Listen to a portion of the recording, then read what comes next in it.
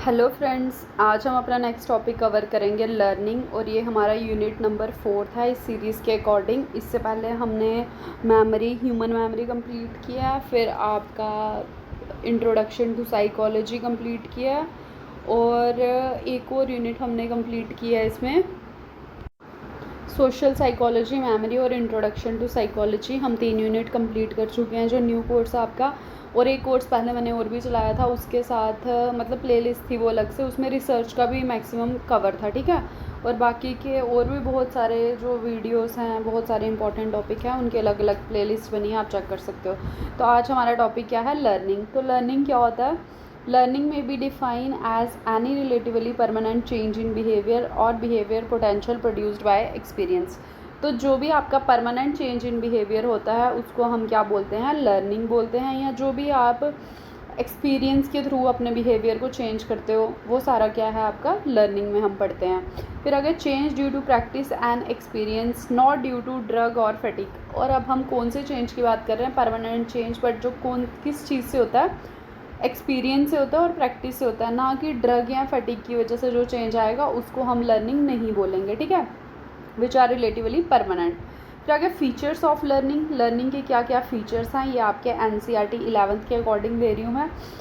Learning always involve some kind of experience. Learning हमेशा कुछ type of experience को मांगती है, बिना एक्सपीरियंस के लर्निंग नहीं हो सकता है। For example, one learn that the bell ring in the hostel after sunset then dinner is ready to be served. जैसे कि जब कोई हम हॉस्टल में रहते हैं तो उधर हम सीखते हैं कि जब भी बेल बजती है उसके बाद हमें क्या पता होता है, डिनर का टाइम हो गया। तो ये चीज़ हमने एक्सपीरियंस करी है, एक्सपीरियंस के बेसिस पे हम बोल सकते हैं कि अब बेल बज रही है तो अब इसका मतलब क्या है, डिनर का टाइम हो गया और हम क्या करेंगे, अब डिनर करने जाएंगे और डिनर आने वाला है, ठीक है। तो ये क्या आपकी लर्निंग है, क्योंकि ये क्या है, आपने एक्सपीरियंस से चीज़ सीखी हुई है। Repeated experience of satisfaction after doing something in a specific manner led to the formation of habit.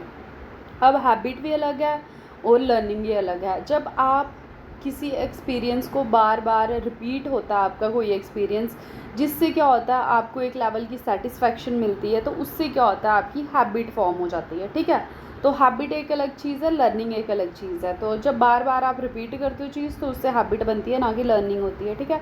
फिर आ गया some time a single experience can led to learning. अब कभी कभी क्या होता है कि सिंगल एक्सपीरियंस से ही क्या हो जाता है, लर्निंग हो जाती है। जैसे कि एग्जांपल दी है, a child strikes A match box and get his और हर finger burn.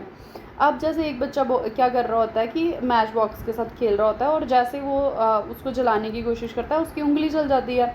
Such an experience make the child learn to be careful in handling the match box in future. तो ऐसा एक्सपीरियंस बच्चे को क्या सिखाता है कि फ्यूचर में जब वो दोबारा इस तरीके के स्टिमुलस के साथ, किसी ऑब्जेक्ट के साथ डील करेगा तो क्या करना चाहिए, उसको केयरफुली हैंडल करना चाहिए। तो ये क्या है आपकी वन ट्रायल लर्निंग भी बोल सकते हैं, या फिर सिंगल एक्सपीरियंस से जो हम लर्निंग की बात कर रहे हैं।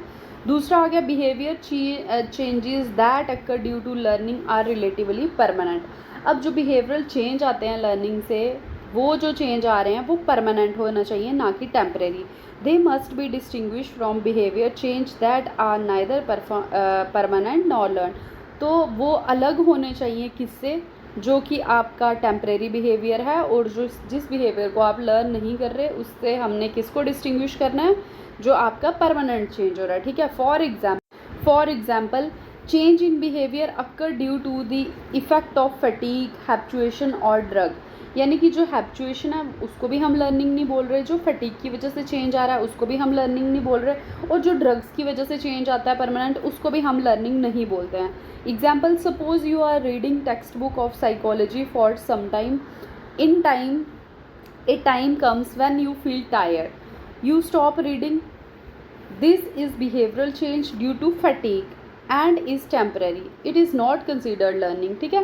जैसे कि आप कोई साइकोलॉजी की बुक पढ़ रहे हो, कोई भी बुक पढ़ रहे हो, तो थोड़ी देर के बाद आप पढ़ के थक गए, आपको टायर्ड फील होने लगा, और उससे क्या किया आपने, क्या किया, बुक को रीड करना बंद कर दिया। अब बिहेवियर चेंज तो फिर भी हो रहा है ना, जब आपने बुक को रीड करना बंद कर दिया।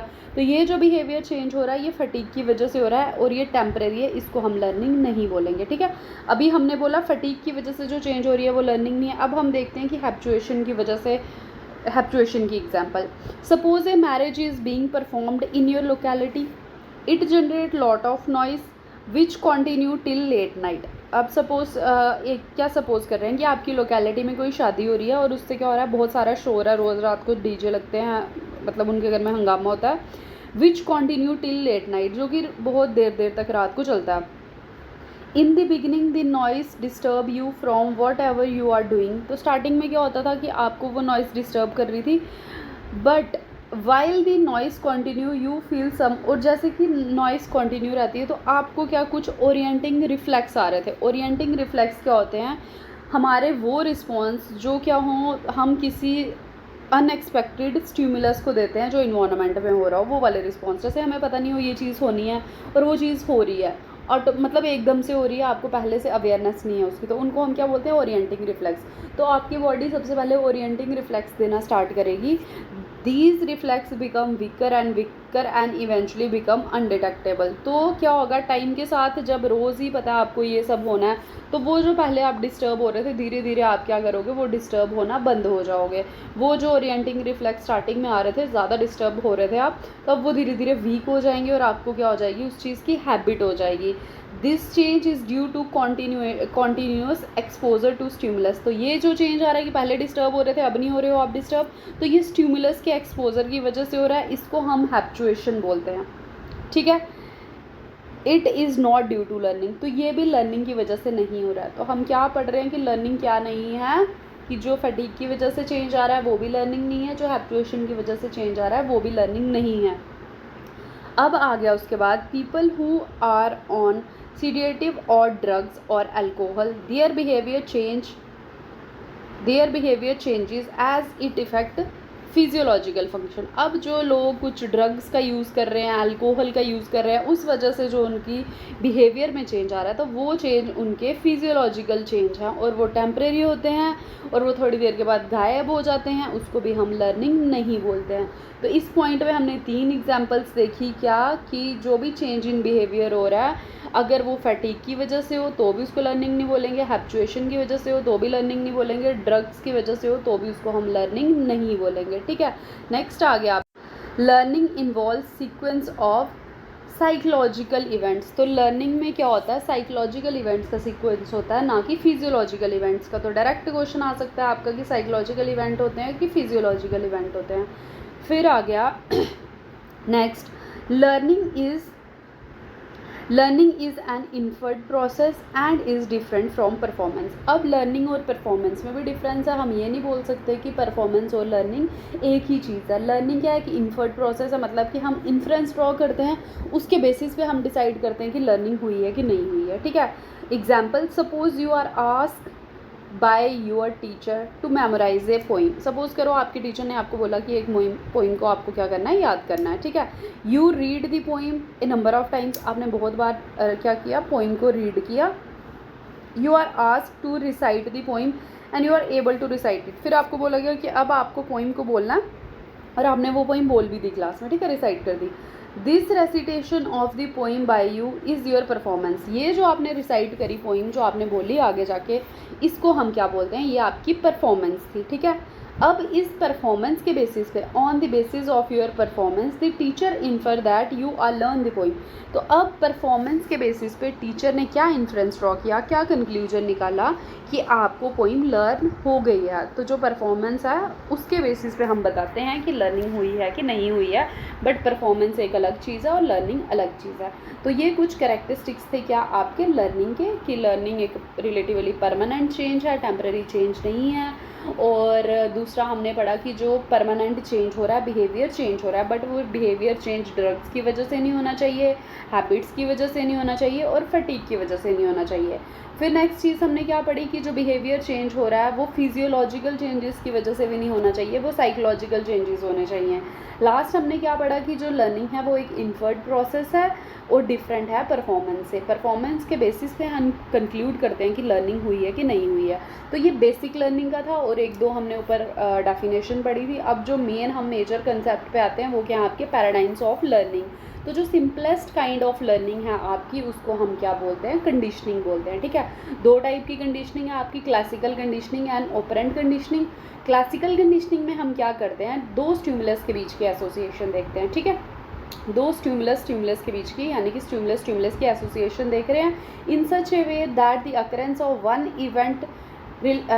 Event reliable predict the occurrence of other, कि जिससे हमें ये पता चले कि एक इवेंट के आने के बाद हम दूसरे इवेंट के आने की प्रिडिक्शन लगा सकें, तो वो हमारी क्लासिकल कंडीशनिंग है। वहाँ ही अगर हम ऑपरेंट कंडीशनिंग की बात करें तो इसमें क्या होता है, in which organism learn association between stimulus and behaviour. इसमें क्या करता है, एक ऑर्गेनिज्म किस चीज़ के बीच का एसोसिएशन लर्न करता है, आपका स्टिमुलस के बीच की और उसके बिहेवियर के बीच की, या स्टिमुलस या फिर बिहेवियर, या फिर वो बिहेवियर के कॉन्सिक्वेंसेस क्या आ रहे हैं उसके बीच की। ठीक है, तो इसमें सिर्फ ऐसा एसोसिएशन है, इसमें स्टिमुलस और बिहेवियर की भी देखते हैं, या फिर बिहेवियर की वजह से क्या कॉन्सिक्वेंसेस आ रहे हैं उसका एसोसिएशन भी देखते हैं। ठीक है, अब नेक्स्ट टॉपिक हम जाएंगे, कौन सा, डिटेल में आएंगे क्लासिकल कंडीशनिंग के लिए। नेक्स्ट लेक्चर में क्लासिकल कंडीशनिंग क्या होती है, उसका एक्सपेरिमेंट पढ़ेंगे जो पावलोव ने डॉग पे किया था, फिर उसके प्रिंसिपल्स को डिटेल में करेंगे, उसका कॉग्निटिव बेस करेंगे, किसका, क्लासिकल कंडीशनिंग का, फिर ऑपरेंट का, और बाकी लर्निंग की थ्योरीज भी उसी में कवर होंगी। ठीक है, और अगर आपको वीडियो अच्छी लगेगी तो लाइक करना, चैनल को सब्सक्राइब करना, वीडियो को शेयर भी करना। अगर किसी को नोट्स चाहिए तो वहाँ यहाँ से देख के बना सकता है। ये NCERT और बैरन के मिक्स करके नोट्स हैं। Thank you.